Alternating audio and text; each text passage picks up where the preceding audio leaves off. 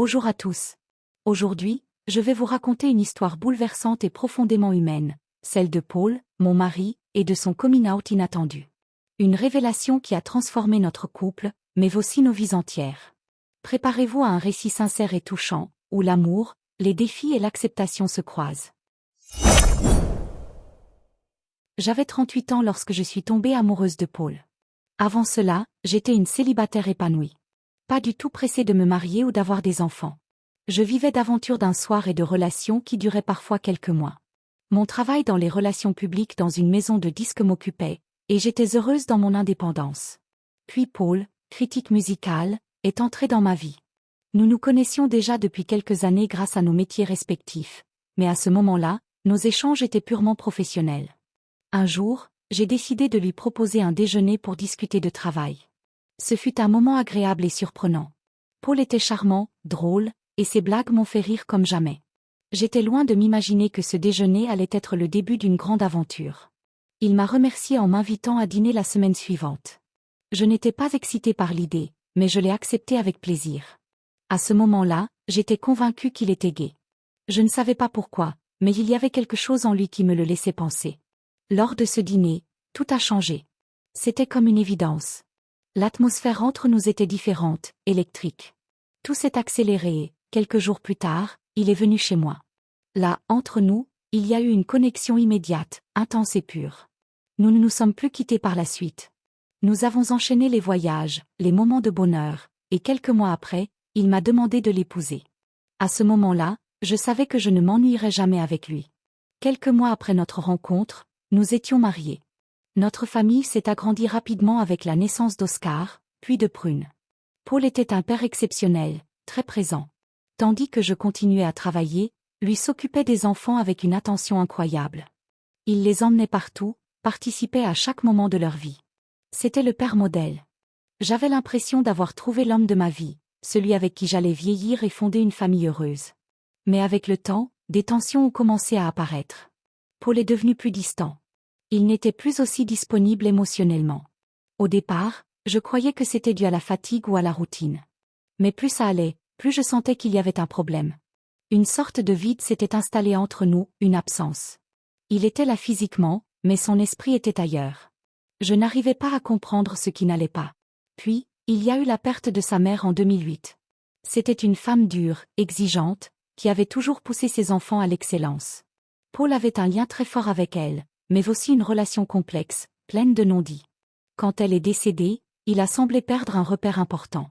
C'est là que j'ai commencé à me poser des questions. J'avais l'impression que, peu à peu, quelque chose en lui se brisait. Mais 2010, nos enfants avaient alors 4 et 6 ans.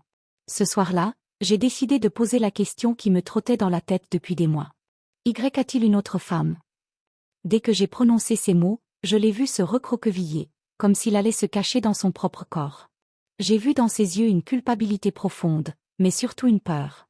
Il m'a regardé, perdu. C'est alors que j'ai compris. Je n'avais pas besoin qu'il me le dise, je savais. J'ai compris que l'homme que j'aimais depuis des années avait un secret qu'il n'avait jamais osé partager avec moi. Un secret lourd à porter. Il m'a avoué, tout doucement, qu'il était attiré par les hommes. Et là, tout a pris sens. Ses absences, ses silences, sa distance. Mais ce qui m'a surtout frappé, c'est la lutte intérieure qu'il avait menée pendant toutes ces années. Ce moment a été un choc, mais il ne m'a pas trahi comme s'il avait eu une autre femme. C'était plus complexe que ça. Je l'ai vu comme un homme désemparé, qui avait enfin mis des mots sur un sentiment qu'il ignorait lui-même. Mais la douleur de cette révélation m'a submergée.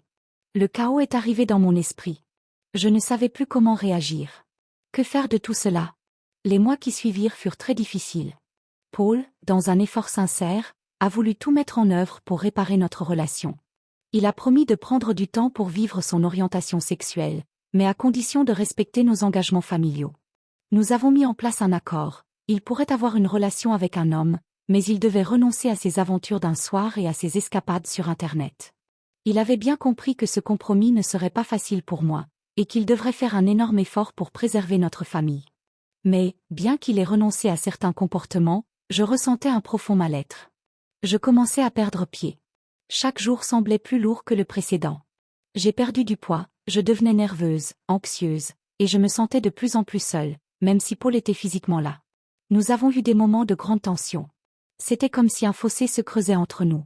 Puis, un week-end, après un épisode particulièrement difficile, je lui ai dit, ce n'est plus possible. Vis ta vie. C'était la fin d'un cycle. C'était fini, je le savais au fond de moi. Plus rien ne serait jamais pareil. Je me suis inscrite sur un site de rencontres pour m'évader, pour voir si je pouvais encore avoir des relations à ma manière, légères, sans engagement. Cela m'a permis de me sentir vivante à nouveau. À travers mes rencontres, j'ai appris à me redécouvrir. Je suis devenue plus légère, plus épanouie. J'ai eu des aventures, certaines plus longues que d'autres, mais aucune n'a eu l'intensité de ce que j'avais vécu avec Paul. Je l'aimais toujours, et c'était avec lui que je voulais construire quelque chose, même si notre relation n'était plus ce qu'elle avait été. J'ai compris que l'amour pouvait prendre différentes formes. Paul et moi avons trouvé un nouvel équilibre.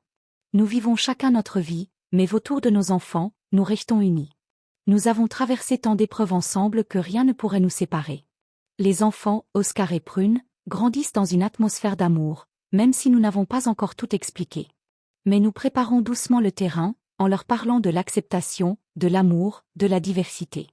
Il est difficile de dire ce que l'avenir nous réserve, mais une chose est certaine, malgré toutes les épreuves, Paul et moi, nous vieillirons ensemble.